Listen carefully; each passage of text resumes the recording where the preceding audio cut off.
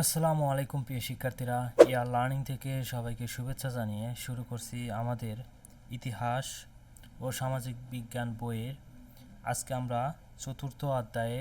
তাহলে চলো অনুসন্ধান কাজে কি বলা হয়েছে। দলভিত্তিক উপস্থাপনা, দলভিত্তিকভাবে যে উপস্থাপনা করব তা কিভাবে করব সেই সম্পর্কে বলা হয়েছে। শ্রেণীকক্ষ শিক্ষার্থীদের কয়েকটি দলে বিভক্ত করে দিলেন, তারপর তিনি মজার একটি অনুসন্ধান প্রক্রিয়ায় তাদেরকে সম্পৃক্ত করলেন। চলো নিচের ছবিগুলো থেকে পহেলা বৈশাখ, বাংলা নববর্ষ ও শুভযাত্রার ইতিহাস নিয়ে দলভিত্তিক একটি লেখা তৈরি করি এবং তা শ্রেণীকক্ষের উপস্থাপন করি।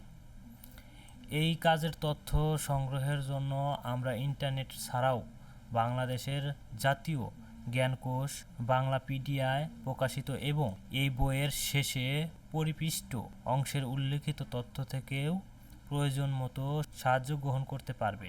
তাহলে চলো প্রিয় শিক্ষার্থীরা, আমরা দলগতভাবে পয়লা বৈশাখ ও শুভযাত্রা সম্পর্কে আমরা কিভাবে উপস্থাপনা করতে পারি তা আমরা দেখে নেই। অনুসন্ধানে দুটি প্রশ্ন বলতে পারি। এক নম্বর হচ্ছে, পহেলা বৈশাখ বা বাংলা নববর্ষ কিভাবে প্রচলিত হয়। দুই, শোভাযাত্রা কিভাবে প্রচলন হয়। তাহলে একে আমরা উত্তরে বলতে পারি, পহেলা বৈশাখ বাংলা নববর্ষের ইতিহাস। পহেলা শব্দের অর্থ প্রথম এবং বৈশাখ বাংলা ক্যালেন্ডারের প্রথম মাস। পহেলা বৈশাখ বাংলা সনের প্রথম দিন। এই দিনটি বাংলাদেশের নববর্ষ হিসাবে পালিত হয়।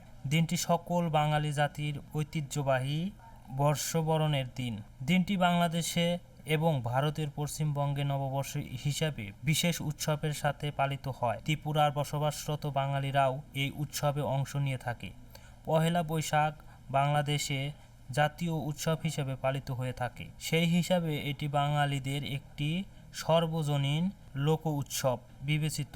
পহেলা বৈশাখ উদযাপনের শুরু হয়েছিল পুরান ঢাকায় মুসলিম মাহিবসার সম্প্রদায়ের হাতে। এই দিন আনন্দঘন পরিবেশ বরণ করে নেওয়া হয় নতুন বছরকে। কল্যাণ ও নতুন জীবনের প্রতীক হলো নববর্ষ।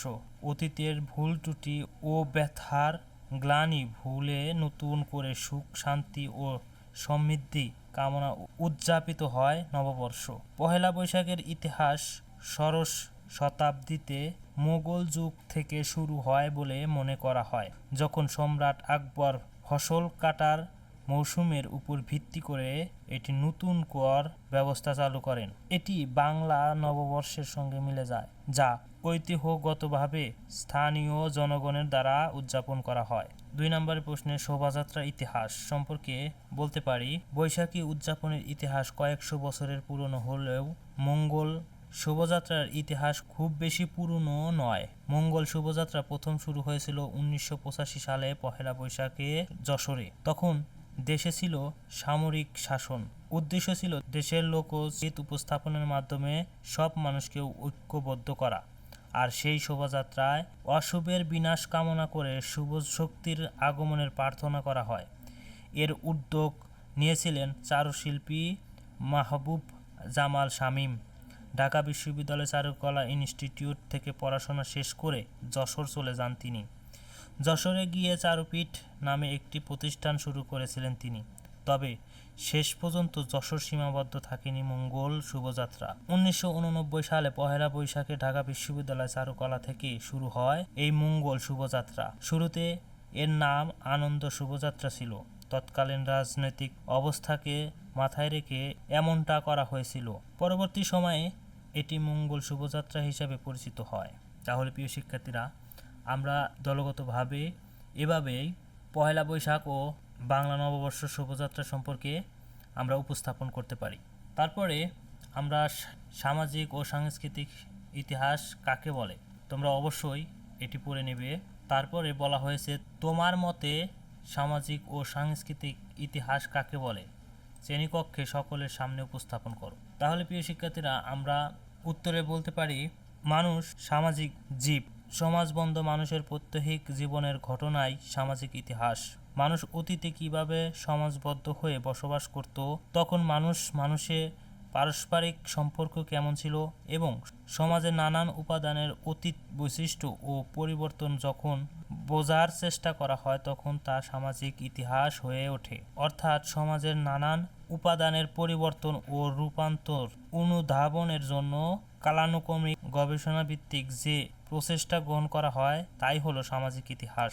তারপরে আমরা সাংস্কৃতিক ইতিহাস বলতে পারি মানুষের নানাবিধ কর্মকাণ্ড যেমন আচার অনুষ্ঠান প্রথা রীতিনীতির ধরন এবং পরিবেশের সাথে তাদের মিথকিরা ইতিহাস হিসাবে লিপিবদ্ধ করা হলে তা সাংস্কৃতিক ইতিহাস হিসাবে পরিগণিত হয়। অর্থাৎ যখন মানুষের নানান পরিচয় গোত্র পরিবার জীবনাচরণ ও একদল মানুষের সাথে আরেক দল মানুষের সম্পর্কের পরিবর্তন নিয়ে যখন ইতিহাস লেখা হয় তখন তা সাংস্কৃতিক ইতিহাসের অন্তর্ভুক্ত হয়। তাহলে প্রিয় শিক্ষার্থীরা তোমরা এভাবে সামাজিক ইতিহাস ও সাংস্কৃতিক ইতিহাস সম্পর্কে লিখবে বা উপস্থাপনা করবে। তাহলে আজকের মতো এই পর্যন্তই। পরবর্তী অনুশীলনের কাজগুলো বা দলগত কাজগুলো নিয়ে তোমাদের সামনে হাজির হব।